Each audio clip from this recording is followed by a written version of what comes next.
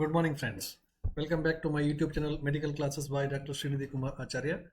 Don't forget to subscribe my channel, and also please give your valuable comments. So, in this class, we will have the continued portion of the childhood obesity.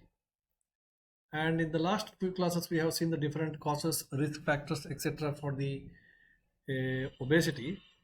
And today we will discuss about the role of CNS in the regulation of the weight. Okay, what is exactly the role of a central nervous system in regulation of the weight and how it can be adopted? And we have seen different contributors and also influencing factors for the obesity. And we have also seen the biological and medical reasons for obesity, medical reasons like endocrinal causes, syndromic causes, etc. Then we have also seen the different food beverages and the behavior and environmental factors. And we have also seen some of the social factors, psychological factors, etc. Now coming to the basics, the brain is not influenced by the quality of the calorie that we are eating, quantity of the calorie that we are eating. Rather, it is influenced by the quality of the calorie. What I mean to say is quality of the food is very important rather than the quantity of the food. Now the concept of calorie intake, that is basically not at all taking in account of the quality of the food. Whatever may be the quality of the food, how much quantity of the calories available, that is now highlighted. But actually, what Ayurveda says is, rather than the quantity, it is the quality of the food which is very important. So same is now told here also. The brain is not influenced by the quality of the calorie food that what you are eating. Rather, it is influenced by the quality of the calories from which food source it is available. That is very important.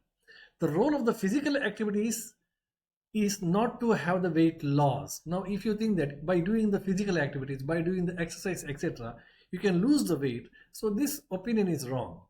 The physical activities, what we are doing in daily routine practice, maybe in a moderate way or in excess way, whatever we are doing, definitely it will not going to lead to the loss of weight. Rather, it helps to have the weight maintenance.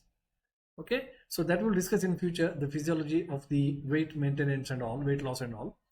So physical exercise will not lead to loss of weight. If the weight is lost also, within few days it will again regain. But the daily physical exercises, they will going to help the weight maintenance. Okay, another important thing is sleep. Now CNS is directly related to the sleep also. Sleep disturbance causes increase in the weight gain, that we know, that the different reasons also we have explained. So CNS is related to the sleep. Sleep is basically one of the higher mental functions. Therefore, now day shift and night shift workers, what happens in day shift and night shift workers? The sleep disturbance will be there. In the daytime they are sleeping and in the night time they are working. So again, this disturbs the biological rhythm of the body, and this is also one of the major cause for the obesity. Thermogenesis, that is important, how much we burn the calories by doing the exercise and different other activities. So you can take so much of calories, but how that calorie has been burned, so that is also one of the important factor in the regulation of the body weight, Here also the CNS is majorly involved.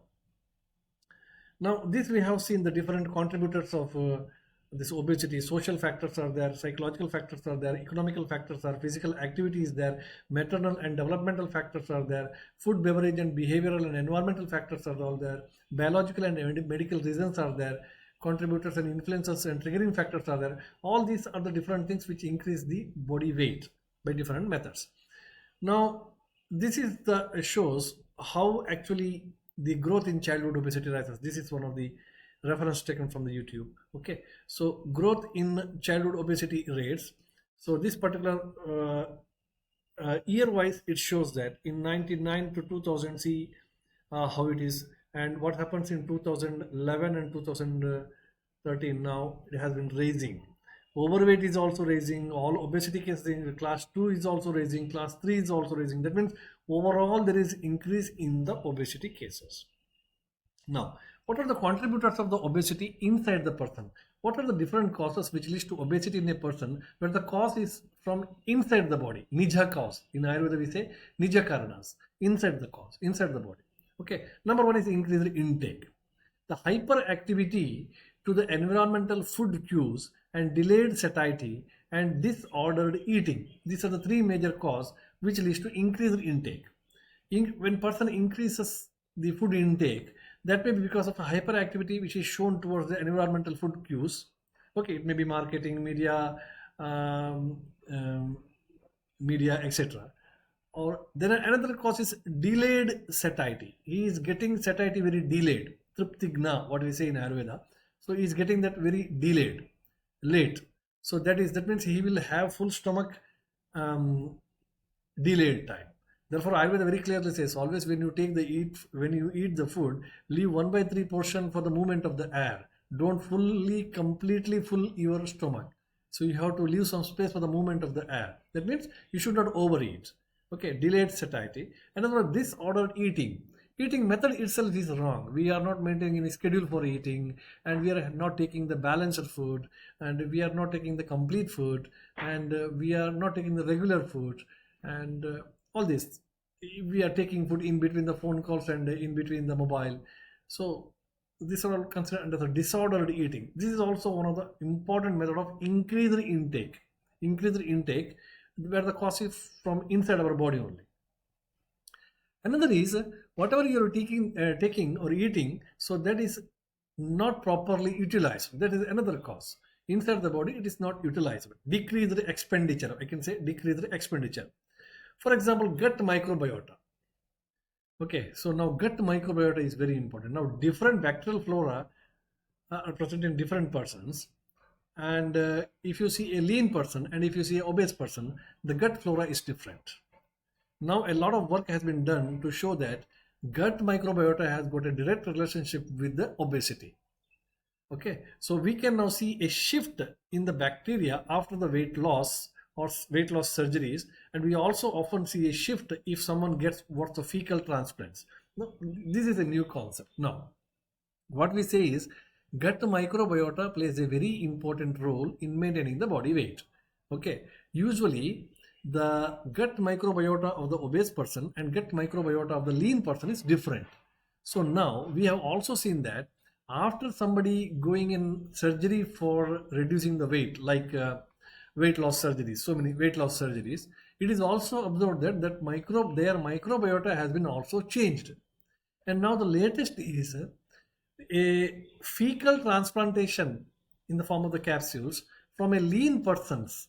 That is, a fecal transplant means it contains the microbiota of fecal materials, contains the microbiota of that particular person. Okay, from the lean person, such fecal material has been taken and it is transplanted, or it has been administered to a obese person. Then after some time we can see change in the microbiota and the obesity chances has been reduced.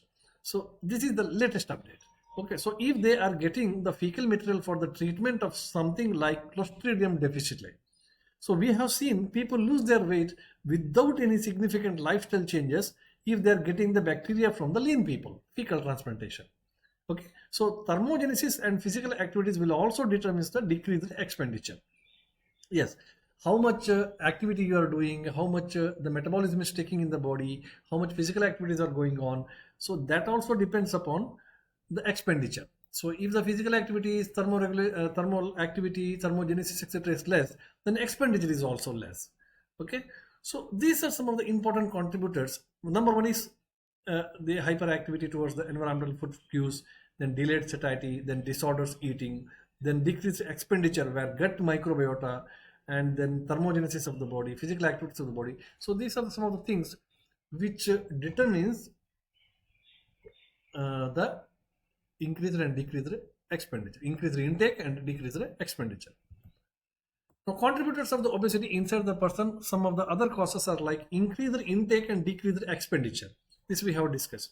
So apart from that, genetic and epigenetic factors are also there. Age of the menopause, that is also one of the major age-related changes. And then mood disturbance. So these are also the contributory factor for the increased intake and decreased expenditure in a person leading to obesity. Okay, genetic and epigenetic factors, we cannot control it or we can correct it.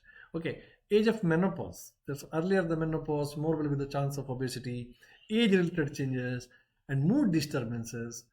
So these are also the consideration for the obesity. Now, so what are the contributors of the obesity from outside the body? Okay, it is not related to our body, agantuja causes. So one is increased intake. Again, environmental and chemical toxins, what we are taking along with the food, pervasive food advertising, then large portion size of the meal. So these are the major causes. These are the causes from the outside. Decreased expenditure, the causes are built environment, then sedentary lifestyle and use of the different devices, and decreased physical activity, etc. Increased intake and decreased expenditure, the major causes may be stress from the outside causes. Outside may be stress, weight cycling. Every time the body will set the new set point, weight cycling, and also maternal and paternal obesity, history of maternal and paternal obesity. So these are some of the causes of obesity from outside the body, not from inside the body. Previously we have seen inside the body, now it's outside the body. What are the other causes? For the increased intake, we have got environmental and chemical toxins. Yes, this is the same thing.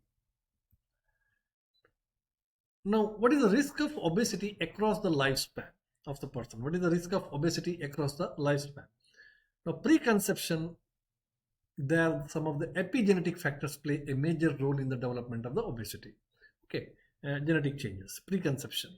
Then perinatal, again maternal diabetes mellitus or maternal body index, that plays a very important role in the obesity, because a obese mother usually give rise to a obese child also. And if the mother is a diabetic mellitus at the time of the pregnancy, mostly the baby will be macrosomy and big size of the body will be there, and baby developing obesity in future, child developing obesity in future is very high. Then in the neonatal stage, if you see, both high and low birth weight babies are more vulnerable. Why I am telling is, when the child is a low birth weight baby, usually parents will have a feeling that he has got less weight, so we have to feed him well, and that leads to overnutrition and the child developing into obesity is more. Similarly, high birth weight, anyway, he has got the more risk of developing into obesity, like a child born to a diabetic mother. Similarly, in the childhood period, the major risk factors for the or contributory factors for the obesity is the diet plan, or how much diet we are doing, and whether the exercise is there according to the diet. Then activity of the child is involved in the physical activity or not, play games, outdoor games or not. Then how much time he is spending in the mobile and screen time, etc., and behavior of the child. So they are the major factors which leads to which leads their contribution to obesity. So age wise, the risk of obesity causes are different. Intrauterine, now what is the role of epigenetics? The intrauterine environment and the prepartum maternal weight, maternal weight, so that is very important in development of the obesity. Now the new things are coming. It's very important to have a very good intrauterine environment and prepartum maternal life. Maternal complications like gestational diabetes and preeclampsia will again increase the chance of obesity. Changes in the nutrient availability in utero leads to epigenetics alteration in the fetal genome. Now, suppose if the baby is getting more amount of the nutrients, okay, more amount of the nutrients, rather more than the requirement. It means if maternal nutrition is very good and mother is involved in intake of so many high calorie things and all those things, then naturally baby inside the fetus inside is also getting good amount of the nutrition.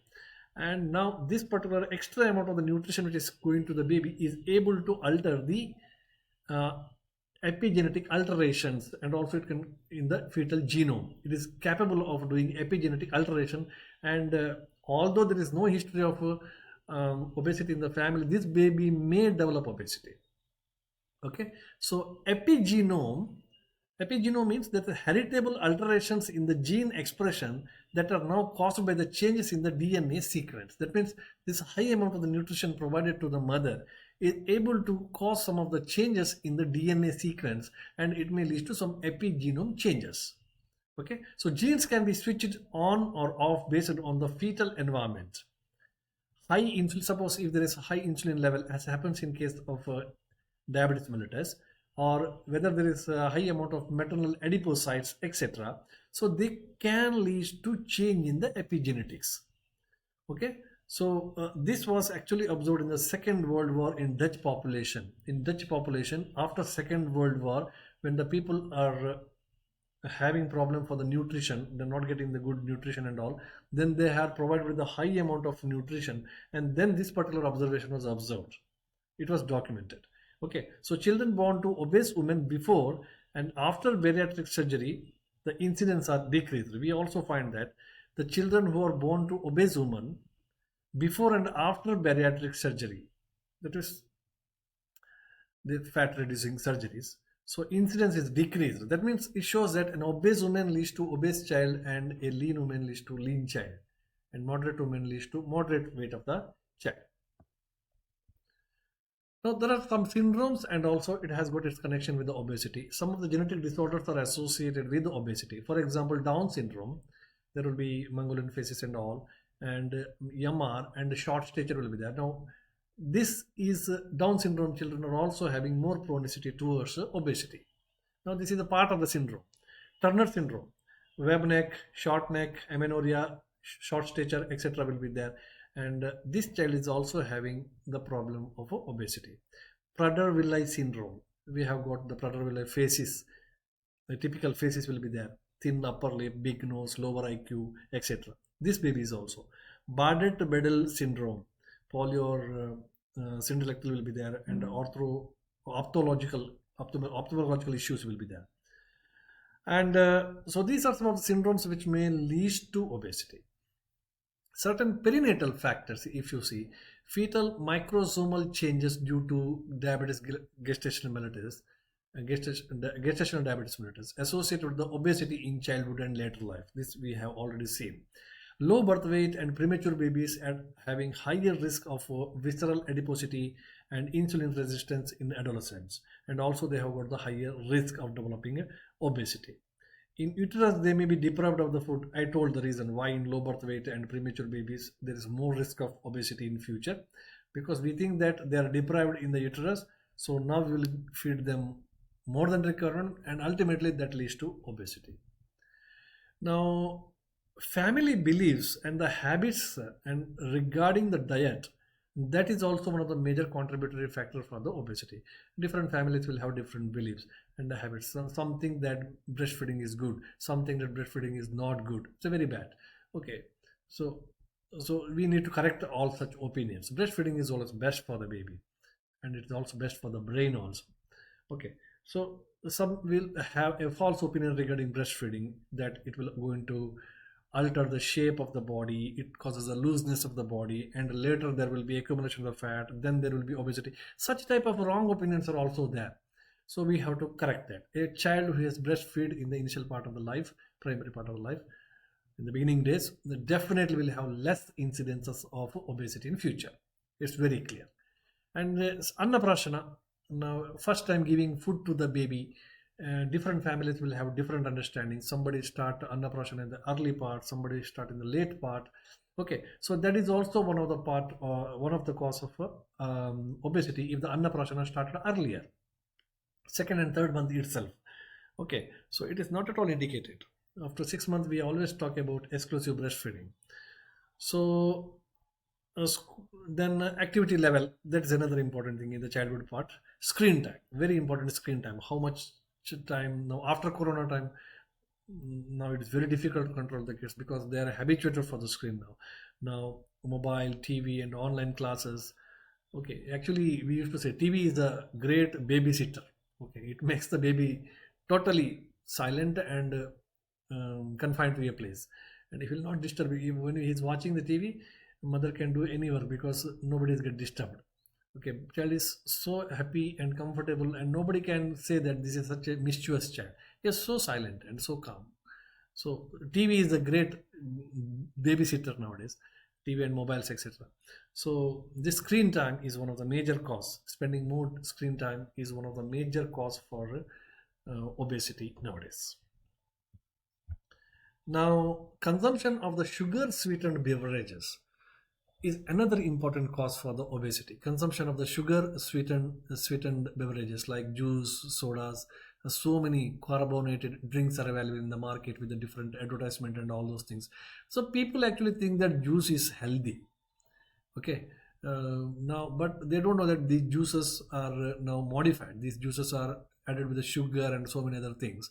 So people think that juices are healthy, therefore they will go for that. Some advertisement will also come fresh juice, okay, ready-made juice, carbonated juice, like. So people are conditioned to think that they should have drink with the food. Now people think that whenever they take the food, so they should also drink some of the juices because they think that juices are good, and these carbonated drinks are labeled as now fresh juices and healthy juices. So therefore, people now have a mindset that yes, you have to take something like that for a healthy life. Now, socio-economical status, food insecurity, and availability of the safe play areas outside food and junk food, and child like more when he is fussy eaters. Now, this is another important part. And socio-economic status I have explained already. Then food insecurity and availability of the safe play areas.